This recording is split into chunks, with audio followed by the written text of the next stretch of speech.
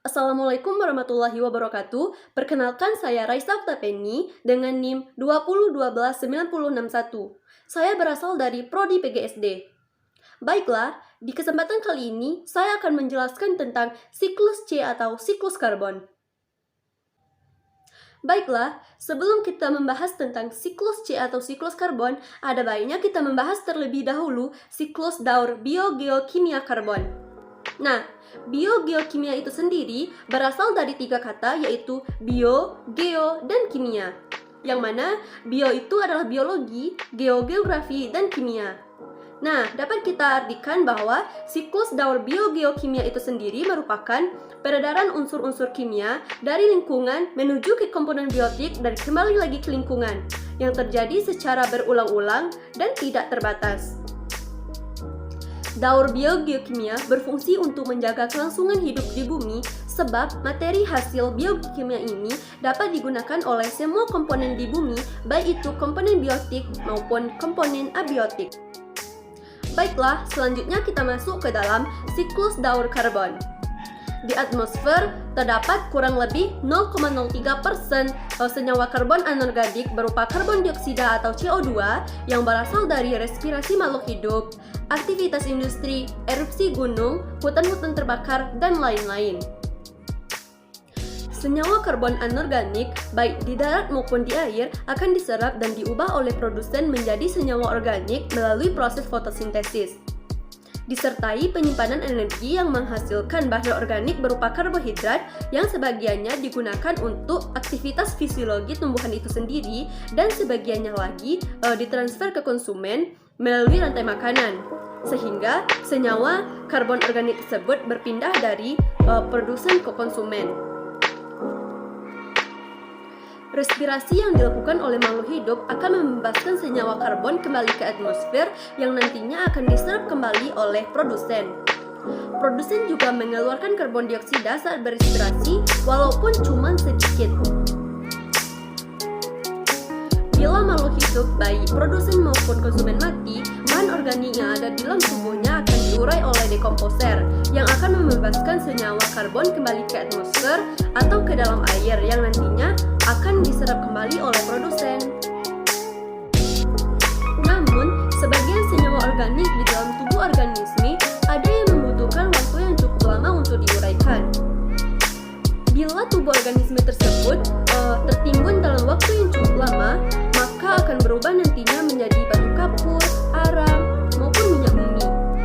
Inilah yang sering kita sebut dengan bahan bakar fosil yang nantinya akan digunakan untuk kebutuhan industri, yang mana pembakarannya akan membebaskan senyawa karbon ke atmosfer yang nantinya akan diserap kembali oleh produsen. Di dalam air, karbon dioksida terlarut akan bereaksi dengan air akan membentuk asam karbonat. Nah, asam karbonat tersebut akan bereaksi kembali dengan batu kapur yang jumlahnya sangat banyak di perairan, terutama di lautan untuk membentuk ion-ion bikarbonat dan karbonat. Ion bikarbonat merupakan sumber karbon dioksida bagi organisme perairan. Organisme moluska bercangkang membuat bahan cangkangnya dengan memanfaatkan kalsium dan karbon dioksida yang terlarut di dalam air. Nah, bila hewan tersebut mati, maka cangkang akan hancur dan membebaskan CO2 kembali ke udara yang nantinya akan diserap kembali oleh produsen. Siklus C atau yang disebut dengan siklus karbon merupakan suatu proses pergerakan karbon dari suatu permukaan ke permukaan lainnya. Karbon memiliki peran yang sangat penting bagi kelangsungan ekosistem di bumi. Selain itu, seluruh makhluk hidup juga memiliki kandungan karbon. Karbon dapat dihasilkan melalui proses alami serat buatan manusia atau yang disebut dengan antropogenik. Dapat dikatakan pula, siklus C atau siklus karbon ini merupakan aliran karbon yang melalui berbagai tahap sistem di bumi, baik itu tumbuhan, hewan, maupun manusia yang terjadi secara alami.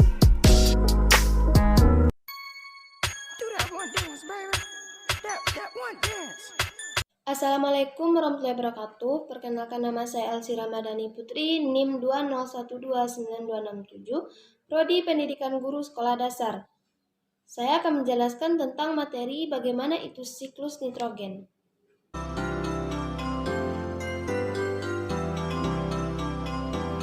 Nitrogen adalah unsur penting penunjang kehidupan.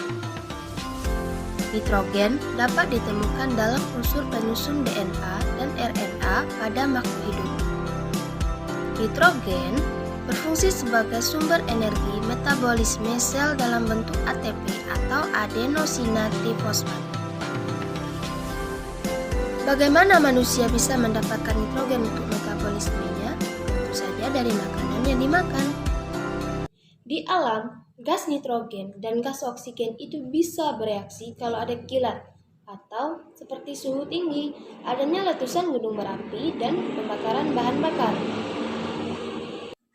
Dan hasil reaksinya tersebut berupa senyawa oksida nitrogen. Nah, dari oksida nitrogen tersebut bisa membentuk senyawa nitrit dan nitrat.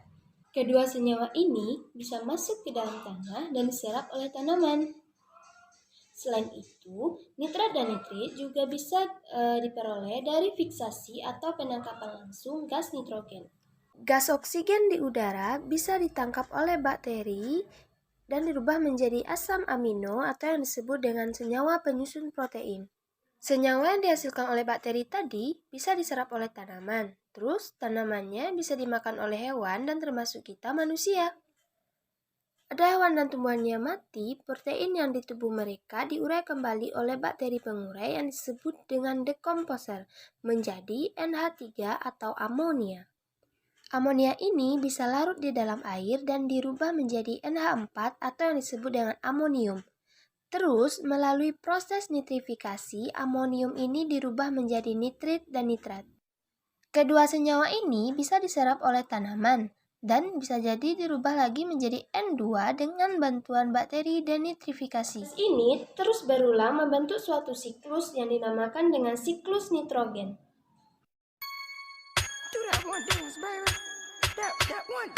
Atau siklus kalsium merupakan jalur yang dibuat oleh kalsium antara makhluk hidup dan lingkungannya yang terjadi secara melingkar. Nah, kalsium sendiri merupakan mineral atau unsur kimia yang terus didaur ulang. Kalsium terdapat di dalam organisme berupa ion kalsium atau Ca2+, atau sebagai pelengkap molekul lain yang diminati industri seperti karbonat dan sulfat. Itu juga terdapat di dalam mineral lain seperti fluorid, fosfat, dan silikat. Siklus kalsium di lingkungan terjadi mulai dari pergerakan geologis membawa kalsium ke permukaan dalam bentuk endapan atau batuan. Fenomena atmosfer yang berbeda menguraikan batuan ini, kemudian kalsium diserap oleh akar tanaman. Kemudian dikonsumsi oleh hewan sebagai bagian dari rantai makanan dan diangkut oleh perairan sungai. Nah, ketika tumbuhan dan hewan mati, kalsium ini akan kembali ke tanah dan terseret mengikuti aliran air seperti sungai, sehingga membawa kalsium kembali ke dasar laut di mana siklus dimulai kembali. Batuan atau endapan yang berupa mineral kalsium akan diolah melalui penambangan berupa kapur pertanian dan pupuk. Selain itu, kalsium yang berada di dalam larutan tanah berada pada posisi keseimbangan, sehingga jika ion kalsium pada larutan tanah berkurang, yaitu disebabkan oleh pencucian. Oke, nah selanjutnya kita lanjut ke materi berikutnya, yaitu mengenai siklus fosfor. Siklus fosfor merupakan satu-satunya siklus yang tidak melewati atau tidak memasuki atmosfer. Karena fosfor di alam dibentuk dari batuan sedimen. Oleh air hujan, fosfor dari batuan akan larut dan masuk ke dalam aliran air di dalam tanah.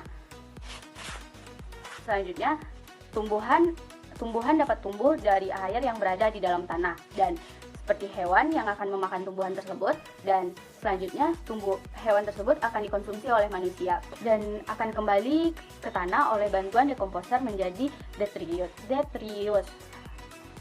Fosfor yang terbawa air akan terus terbawa sampai ke laut. dan akan menumpuk di dasar lautan, yang kemudian berubah menjadi batu. Ketika permukaan air laut mengalami penurunan atau dasar air laut mengalami kenaikan, batuan yang mengandung fosfor ini akan menjadi bagian dari ekosistem darat. Proses kenaikan fosfor sedimen dasar laut ke daratan itu memakan waktu sekitar ribuan tahun lamanya, sebelum akhirnya terbentuk siklus fosfor baru atau akan membentuk siklus fosfor berikutnya.